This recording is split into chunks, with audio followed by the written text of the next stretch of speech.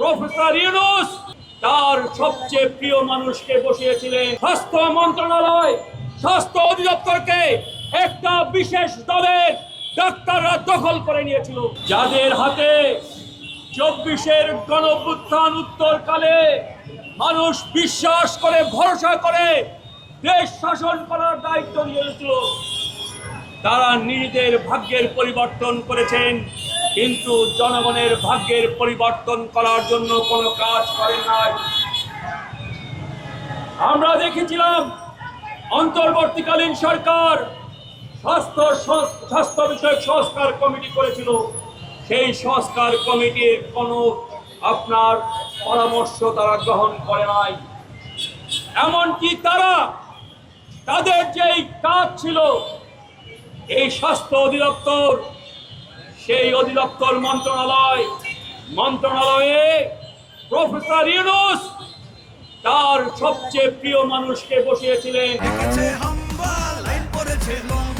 কি হয়েছে? Minister fridge কিনে হাম্বা জিতেছে। মিনিস্টার ফ্রিজ কিনুন, হাম্বা জিতুন। আরো আছে আকর্ষণীয় উপহার। যিনি নিজে অসুস্থ ছিলেন, দীর্ঘদিন হাসপাতালে চিকিৎসা নিয়েছেন, বারবার করে হাসপাতালে তাকে ভর্তি হতে হয়েছিল, তার নিজের এই স্বাস্থ্যের অবস্থা ভালো ছিল না। তিনি কি করে বাংলাদেশের স্বাস্থ্য ব্যবস্থাকে আপনার টিকিয়ে রাখবেন? সেই কারণে আমরা দেখি স্বাস্থ্য মন্ত্রণালয়, স্বাস্থ্য অধিদপ্তরকে একটা বিশেষ দলের ডাক্তাররা দখল করে নিয়েছিল, যারা 71 সালে বাংলাদেশের স্বাধীনতা চায় নাই। সেই ধরনের একটা দলের ডাক্তাররা, সমর্থকরা স্বাস্থ্য সেবা এবং স্বাস্থ্য ব্যবস্থাপনাকে দখল করে নিয়েছিল। তাদের কারণেই, স্বাস্থ্য উপদেষ্টার অবহেলার কারণেই, উদাসীনতার কারণেই আমের টিকা ক্রয়ের ক্ষেত্রে কোনো ব্যবস্থা গ্রহণ করা হয় না। সেই কারণেই টিকার আওতায় না আসতে পেরে 6 থেকে 9 মাসে যে শিশুরা যারা হামে আক্রান্ত হয়ে মারা গেছে, ফজলু ভাই বলেছেন, যারা হামে মারা গেছে তাদের সামাজিক অবস্থান কি? এটা নিশ্চিত তারা হচ্ছে সমাজের নিম্নবিত্ত শ্রমজীবী মেহনতি মানুষের সন্তান, কারণ তাদের মধ্যে পুষ্টিহীনতা আছে। সেই কারণে তারা দ্রুত হামে আক্রান্ত হয়েছে।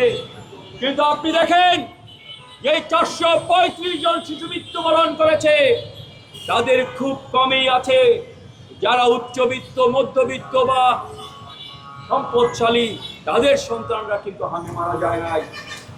এই কারণে আমরা বলি, এই যে স্বাস্থ্য ব্যবস্থা, যেটা শ্রেণী বিভাজিত সমাজে স্বাস্থ্য ব্যবস্থায় যে বৈষম্য তৈরি হয়েছে, সেই বৈষম্যের বিরুদ্ধে কমিউনিস্ট পার্টি আজকে আওয়াজ তুলতে চায়।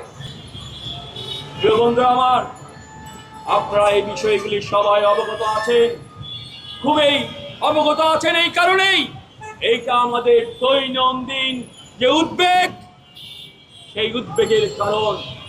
আমরা সেই কারণে বলতে চাই, যে সকল শিশু অকালে মৃত্যুবরণ করেছেন তাদের পরিবারকে সরকারের পক্ষ থেকে ক্ষতিপূরণ দিতে হবে।